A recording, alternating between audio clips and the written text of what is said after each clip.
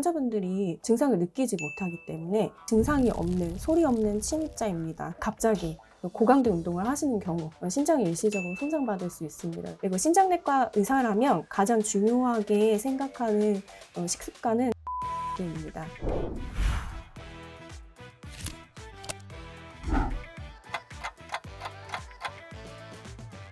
안녕하세요. 저는 신장내과 이수아입니다.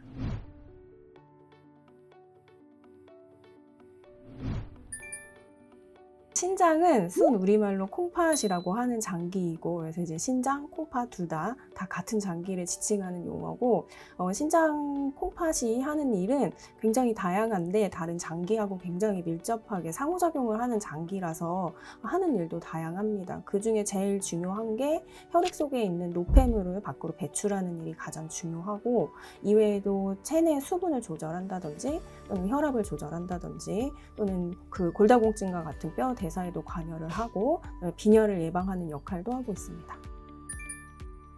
신장 기능이 감소하게 되면 가장 많이 느끼시는 것들이 쉽게 피곤해지고 무기력해지고 식욕이 감소하고 눈 주위나 또는 정강이 앞쪽이 쉽게 붓는 부종 증상들이 나타날 수 있습니다. 말씀드린 이러한 증상들은 대부분 그 만성 콩팥병이 굉장히 많이 진행해서 투석 치료가 곧 임박했을 때 나타나는 증상들이고, 만성 콩팥병의 초기 또는 중기에서는 대부분의 환자분들이 증상을 느끼지 못하기 때문에 본인의 신장 기능이 어느 정도인지 확인하기 위해서는 정기적인 검진을 하시는 것이 매우 중요하겠습니다. 다양한 원인들이 있는데 가장 흔한 원인은 당뇨, 고혈압, 고지혈증과 같은 대사질환이 가장 흔하고, 그다음에 콩팥 자체의 병인 사구체 신염이나 다낭성 신증이 원인이 되기도 합니다. 그다음에 흡연하시는 경우에도 만성 콩팥병이 발생할 확률이 높아집니다. 그리고 이제 관절염이라든지 전신 통증 때문에 비스테로이드성 진통 소염제를 자주 또는 장기적으로 복용하시는 경우에도 만성 콩팥병이 발생할 수 있기 때문에 유의하셔야 하겠습니다. 이제 평소에 운동을 안 하시던 분들이 갑작스럽게 내가 이제 운동을 좀 해봐야겠다 하고 시작하는데 초기에 갑자기 고강도 운동을 하시는 경우, 그런 경우에는 신장이 일시적으로 손상받을 수 있습니다. 그래서 실질적으로 봄철이나 또는 새해가 시작했을 때 그런 환자들이 많이 내원을 하시는데요. 순간적으로 다량의 근육에서 미오글리빈이라는 물질이 배출되면서 이 미오글리빈이 너무 많아지면 신장으로 다 배출해야 되기 때문에 신장의 부담이 높아지고, 그래서 일시적으로 신장 기능이 손상돼서 내원하시는 경우가 있습니다. 따라서 이제 운동을 하시는 경우에는 평소에 운동을 안 하셨다면 처음에는 낮은 강도에서부터 시작을 하고 천천히 단계적으로 운동의 강도를 높여가는 그런 운동을 하셔야 하겠습니다. 거품료나 소변에 부유물이 있다고 해서 병원에 오시는 경우가 굉장히 많은데요.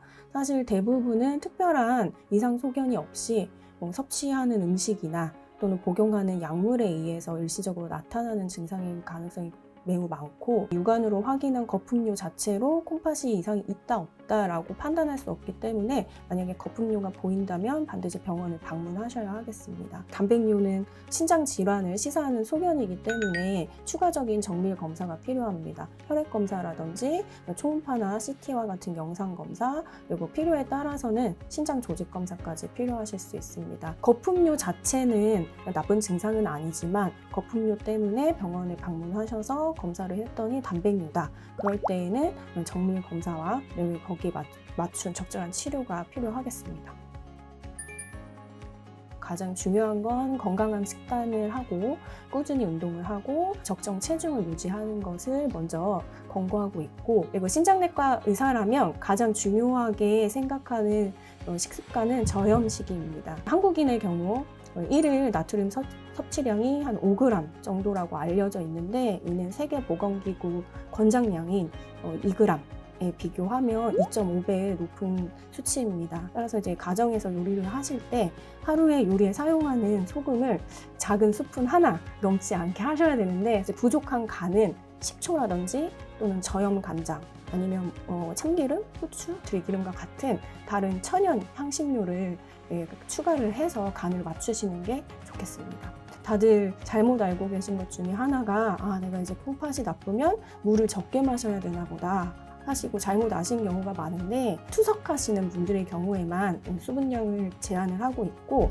오히려 건강한 콩팥을 위해서는 신체가 탈수되지 않도록 적절한 수분 섭취하는 게 중요하고 성인 기준으로 했을 때는 하루에 최소 1에서 1.5리터 정도 섭취하는 것이 좋습니다.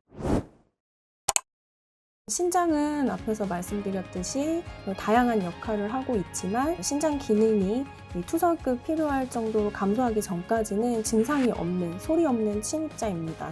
따라서 콩팥 건강을 지키기 위해서는 평소에 식습관이라든지 생활 습관을 건강하게 지키는 것이 매우 중요하겠고 그 증상이 없기 때문에 초기에 진단을 위해서는 정기적인 검진을 하셔서 건강한 콩팥을 오랫도록 지키는 것을 권유드립니다.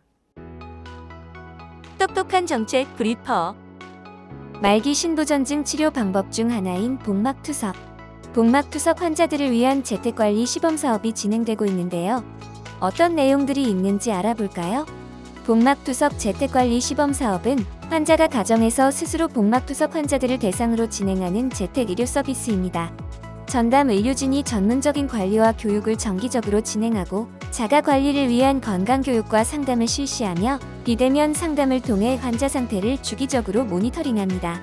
현재 시범사업을 진행 중인 의료시설은 이대 목동병원과 전남대 병원, 그리고 인제대 상계 백병원 등 총 10개 의료기관에서 진행되며 참여기간은 2025년 12월 31일까지입니다. 복막투석 재택관리 시범사업 대상자는 만성 신장병 5기 환자 중 시범사업 참여에 동의한 환자입니다. 대한민국 모든 국민이 건강해지는 그날까지 똑딱 5분 100세 건강이 함께합니다.